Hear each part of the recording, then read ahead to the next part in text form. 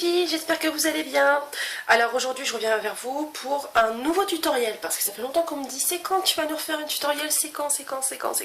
Et bien voilà, c'est aujourd'hui.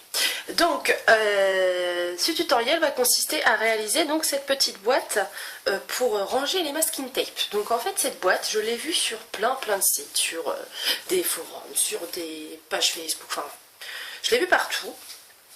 Donc en fait ce type de boîte peut être créé avec la silhouette caméo ou portrait comme la mienne, sauf que je me suis dit c'est bien gentil, il nous montre ça, bon moi j'ai la silhouette portrait donc je peux la réaliser quand je veux, mais je me suis dit c'est quand même dommage pour celles qui ne l'ont pas parce que tout le monde n'a pas la chance d'avoir ce genre d'outils, et je me suis dit c'est quand même dommage qu'il y ait personne qui ait fait un tuto là-dessus pour pouvoir réaliser donc cette petite boîte qui je trouve est très pratique pour ranger tous les masking tape, parce que là j'ai fait une razzia très récemment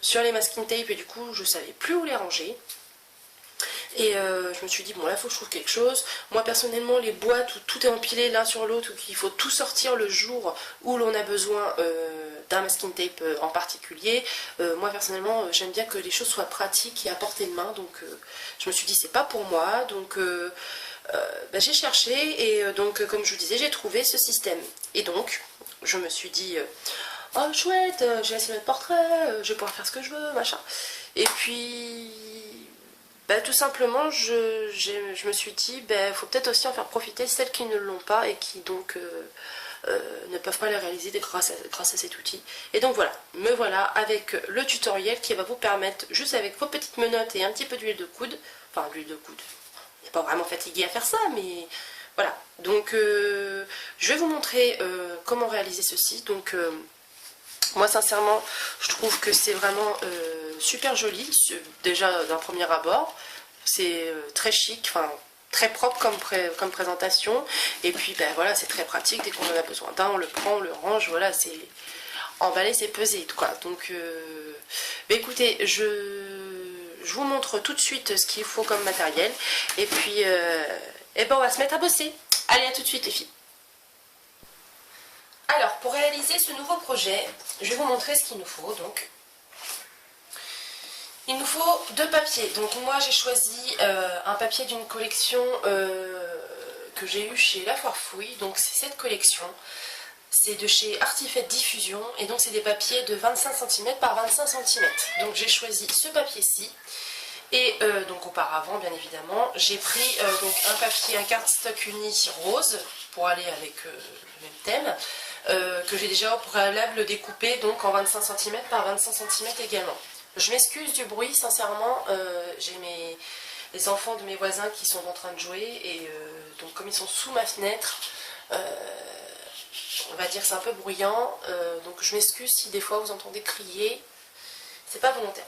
Ensuite, donc il nous faudra tout simplement des ciseaux, un cutter, un critérium ou un crayon papier, peu importe, du papier autocollant double face, enfin de l'adhésif surtout, un plioir, de la colle et une règle. On pourra également, selon vos envies bien évidemment, rajouter donc des embellissements pour agrémenter la décoration de notre boîte. Donc voilà, maintenant on a vu ce qu'il nous fallait principalement, on va pouvoir commencer à réaliser notre rangement masking tape. Alors pour la première étape de notre réalisation, on va prendre le papier cardstock uni. Donc là ça va être le fond de notre boîte, donc c'est ce qui est vraiment le plus simple à faire.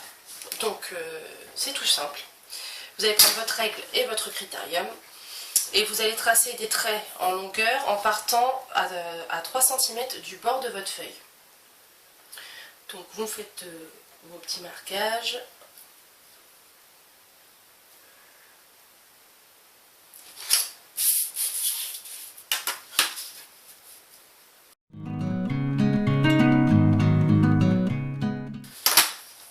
Et maintenant vous tracez votre trait.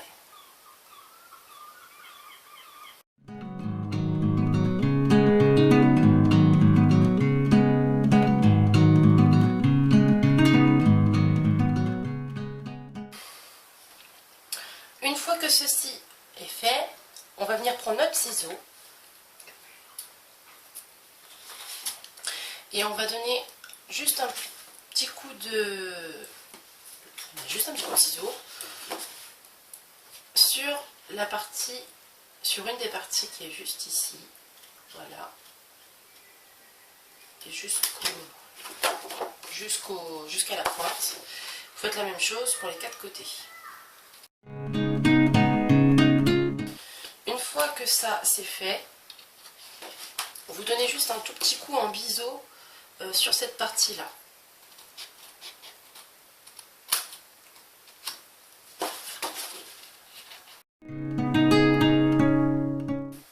Voilà, maintenant nous allons marquer nos plis, donc ce sont nos grands traits qui vont faire office de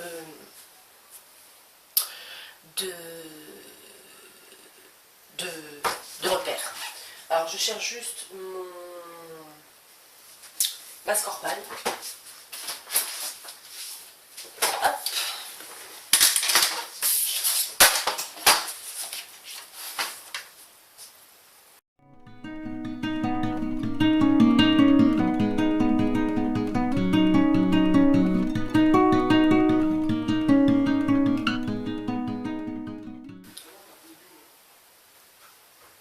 Alors une fois que ça c'est fait, vous prenez votre plioir et donc vous marquez vos plis.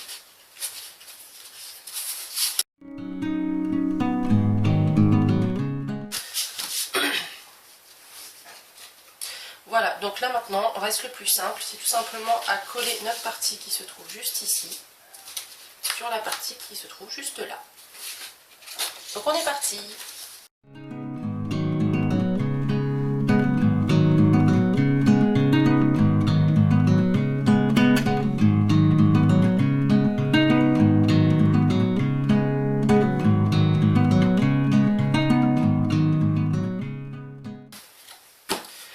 Et voilà, donc la première partie de notre boîte est terminée. On passe à la suivante.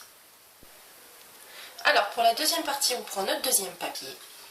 Donc là, moi c'est le côté que je voudrais voir apparaître sur ma boîte, donc je la retourne.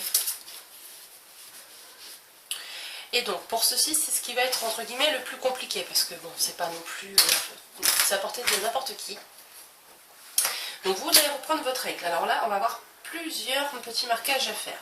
Donc déjà, on va recommencer comme pour le fond de boîte. On va faire un marquage donc à 3 cm de chaque bord, puis ensuite tracer le contour. Donc on y va.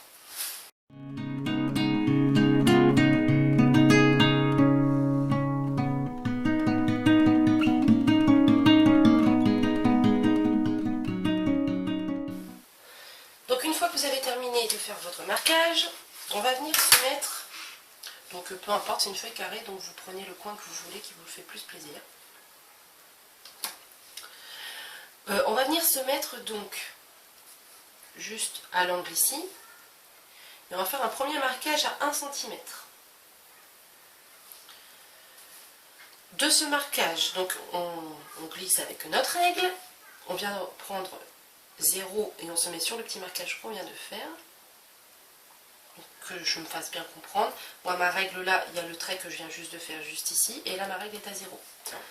Et donc là, c'est pas compliqué. Vous allez faire un marquage dans l'ordre suivant. Vous allez faire 2 cm, 0,5, 2 cm, 0,5, 2 cm, 0,5, etc., etc. Donc, je vous montre le premier, et puis pour le haut, vous le ferez vous-même. Donc là, je fais un marquage à 2, ensuite à 2,5. Puis ensuite à 4,5, puis à 5, puis à 7, puis à 7,5, puis à 9,5, puis à 10, puis à 12, 12,5, 14,5, 15 et 17.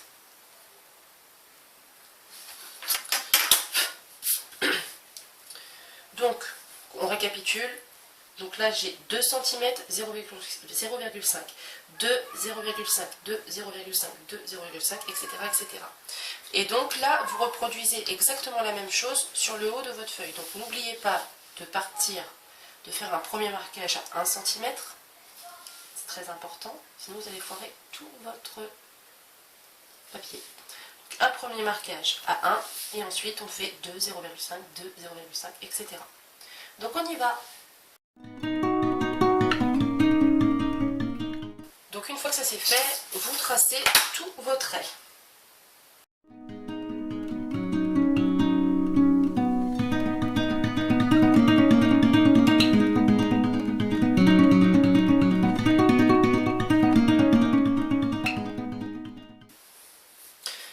Maintenant que ça c'est fait, donc on va s'occuper de l'autre côté.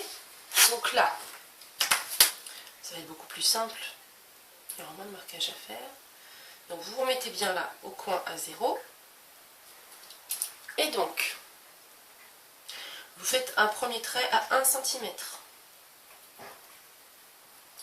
Ensuite, vous en faites un à 6. Puis 7. Puis ensuite, alors je calcule en même temps que je vous dise pas de bêtises.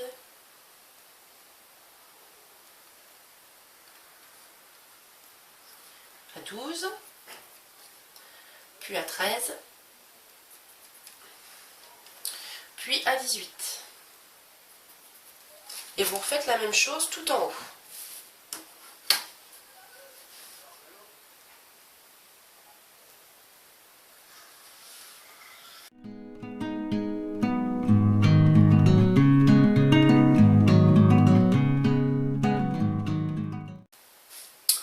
Donc là, vous voyez ces petits rectangles là, c'est ce qu'on va découper. Donc là, vous prenez votre règle. Donc là, votre règle. Voilà. Et votre cutter. Donc là, il faut vraiment avoir un travail de précision pour faire quelque chose vraiment de très propre. Donc prenez votre temps. Il n'y a pas besoin de se stresser, de vouloir faire trop vite. On a tout le temps devant nous. Enfin, pour ma part, là j'ai le temps aujourd'hui. Et donc, vous allez découper surtout juste les petits rectangles. N'allez pas toucher ailleurs, juste les rectangles qui sont juste là. Donc on les découpe tous. On y va.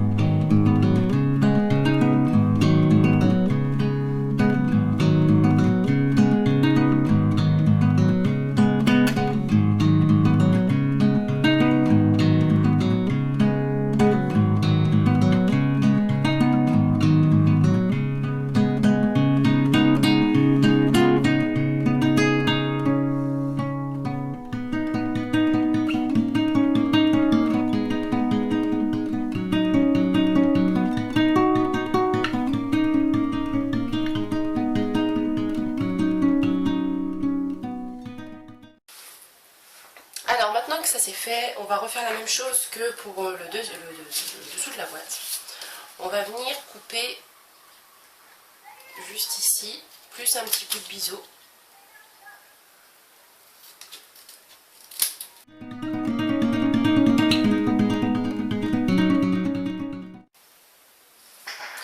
Donc maintenant que ça c'est fait, on va remarquer nos traits du contour.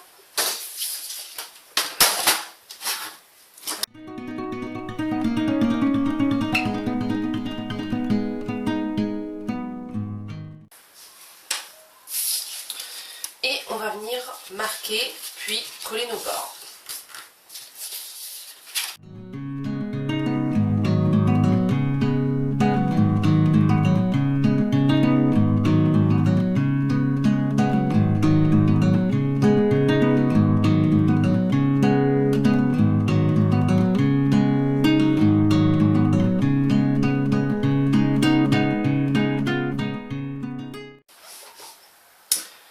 Donc le couvercle de notre boîte est fait, on reprend le dessous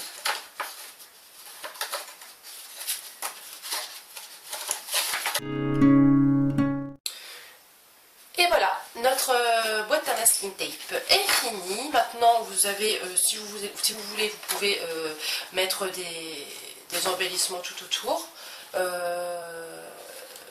Voilà, vous pouvez la customiser, mettre des petites choses là sur les côtés. Après, quand vous voyez, enfin moi je trouve que là, vous voyez, j'ai mis un papier imprimé. Je trouve que déjà la boîte en elle-même est assez jolie. Donc juste pour vous montrer un petit peu le résultat. Voilà, là vous pouvez glisser vos masking tape sans problème à l'intérieur. Donc voilà, maintenant vous avez le secret pour pouvoir vous faire plein de petites boîtes des couleurs que vous voulez et des dimensions que vous voulez, parce qu'évidemment moi les dimensions je les ai adaptées à mes masking tape. Après je vais faire une boîte, je pense, un peu plus grande parce que j'ai des masking tape, vous voyez, de plus grand périmètre et donc forcément ils ne rentrent pas dans ce que j'ai fait. Donc je pense que je vais refaire une autre boîte qui sera plus adaptée à ces masking tape là. Donc voilà, j'espère que cette vidéo tutoriel vous aura plu. Vous n'hésitez pas surtout à me laisser vos commentaires. Si vous avez vous des idées à m'apporter en supplément, n'hésitez pas non plus à me les donner. Et puis ben voilà, donc j'espère vraiment que ça va vous servir et que vous avez été satisfaite et que voilà, que tout le monde est content. Voilà, bon bah écoutez, moi je vous fais des gros bisous. Je reviendrai avec une vidéo tutoriel, je pense d'ici peu de temps, parce que j'ai un petit truc qui me trotte dans la tête depuis un petit moment, donc j'aimerais bien le faire. Donc dès que j'ai un creux, dès que j'ai 5 minutes à moi, enfin peut-être pas 5 minutes, mais dès que j'ai une petite après-midi à moi, ou que c'est sûr que là j'ai rien à faire, et que j'ai juste à penser qu'à mon plaisir de scraper, et ben je vous fais cette petite vidéo dès que possible. Donc voilà, je vous fais des gros bisous et puis je vous dis à très bientôt. Bye bye!